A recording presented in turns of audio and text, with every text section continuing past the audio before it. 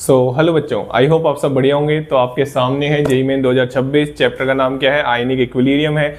और जैसा कि मैंने आपको बोला था, पेपर का एनालिसिस में लेके आऊँगा। पेपर का नहीं, क्वेश्चन का एनालिसिस आप सभी के में लेके आऊँगा चैप्टर वाइज, तो वो आपके सामने है। आइए बात करते हैं, सबसे पहला क्वेश्चन की बात करते हैं। पहले तो टोटल 14 क्वेश्चन आए थे, ठीक है। जेईई मेन 2025 की बात करें तो 15 क्वेश्चन आए थे। आयनिक इक्विलिब्रियम बहुत बड़ा चैप्टर है, आप सबको पता है। उसमें पीएच जो चलता है वो बहुत हम पता नहीं किस किस की पीएच निकालना सीखते हैं। तो मैं आप सभी को बताने आया हूँ किस तरीके से क्वेश्चन पूछे गए थे और कहाँ पे मेजर जो नंबर का स्कोर आप कर सकते थे किन टॉपिक को करके, वो भी मैं बात करने वाला हूँ, ठीक है ना। और जो 2027 में जो प्रेडिक्शन है वो भी बताने वाला हूँ, ठीक है ना। चलिए, तो यहाँ पे पहला क्वेश्चन पूछा गया था, वीक इलेक्ट्रोलाइट दे रखा था AX/BY, और इसको आप मानिए कि आयनिक इक्विलिब्रियम मानिए, या आप इसको बोल सकते हैं कि केमिकल इक्विलिब्रियम भी बोल सकते हैं, बट मैंने इसको आयनिक इक्विलिब्रियम में रखा गया है। वीक इलेक्ट्रोलाइट दे रखा था, आपको उसकी अल्फा निकालनी थी, कंसंट्रेशन दे रखी थी और अल्फा का एक्सप्रेशन बताना था, ठीक है ना। हाँ, इसमें थोड़ा कैलकुलेशन का ध्यान रखना था, बाकी सब सही होता आपके साथ, ठीक है ना। चलिए, इसके बाद दो क्वेश्चन पीएच से पूछे गए। यहाँ पे मैंने पीएच वाले वही क्वेश्चन रखे हैं जिनसे डायरेक्ट पीएच को रिलेट किया गया हो, ठीक है ना। एक question strong acid strong base में हम पीएच निकालना सिखाते हैं, बहुत ही आसान क्वेश्चन था, कोई ऐसे हार्ड एंड फास्ट क्वेश्चन नहीं था। इसके बाद एक क्वेश्चन था वीक एसिड की पीएच के बेस पे क्वेश्चन था, ये भी कोई हार्ड एंड फास्ट क्वेश्चन नहीं था, ठीक है। इसके बाद अरे यार, ये हम स्ट्रॉन्ग एसिड और स्ट्रॉन्ग बेस को जब मिलाते हैं ना, तो उसमें हम पीएच निकालना सिखाते हैं, M1V1 + M2V2।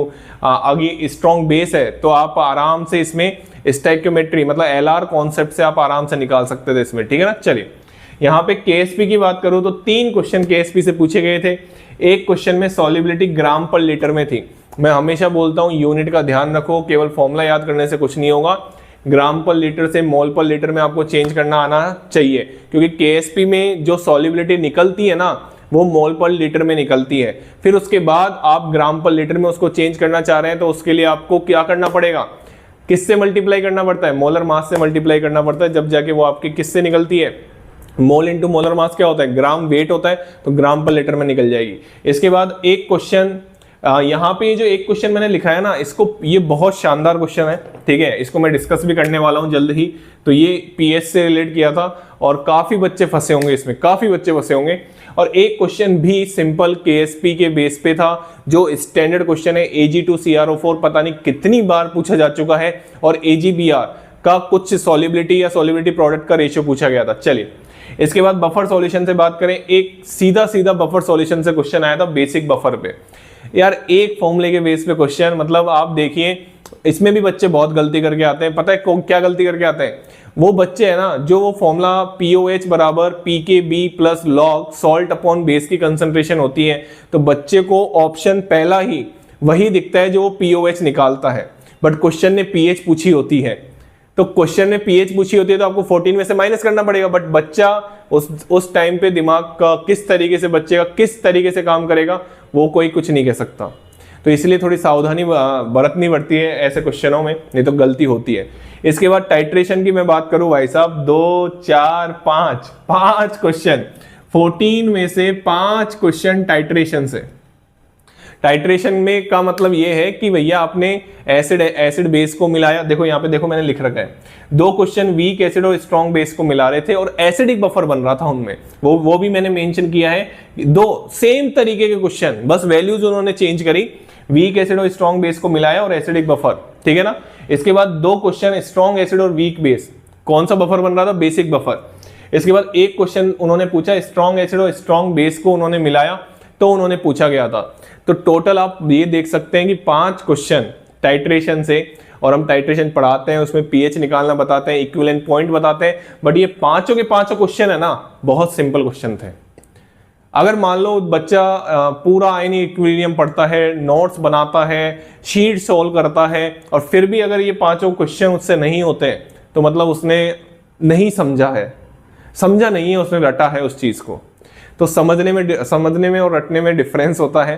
तो मैं यही बोलता हूँ बार बार, अरे भाई, अगर आपको ये टॉपिक कवर करने हैं तो आप अपने टीचर्स के साथ बैठिए, उनसे पूछिए।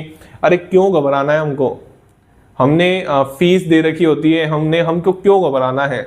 अगर कोई बच्चा ऐसे बोलता सोचता है कि इंसल्ट हो जाएगी, तो बेटा आपको अगर प्रिपरेशन करनी है, प्रिपरेशन के टाइम पूछने में कभी घबराना नहीं चाहिए, ठीक है ना। चलिए इसके बाद 2 क्वेश्चन आप देख सकते हैं। डाई बेसिक एसिड, मैंने इसको पीएच वाले पोर्शन में नहीं रखा है। क्यों नहीं रखा है उसका भी रीजन है, क्योंकि इन्होंने HA- की कंसंट्रेशन पूछी थी एक क्वेश्चन में, एक क्वेश्चन में A2- की, H2X दे रखा था तो क्वेश्चन ने X2- की रखी थी, मैंने A2- लिख दिया उसको। और ये डायरेक्ट कंसंट्रेशन हम याद भी करवाते हैं बच्चों को, क्यों? क्योंकि डायरेक्ट क्वेश्चन आ जाता है कई बार, K2 के बराबर होता है।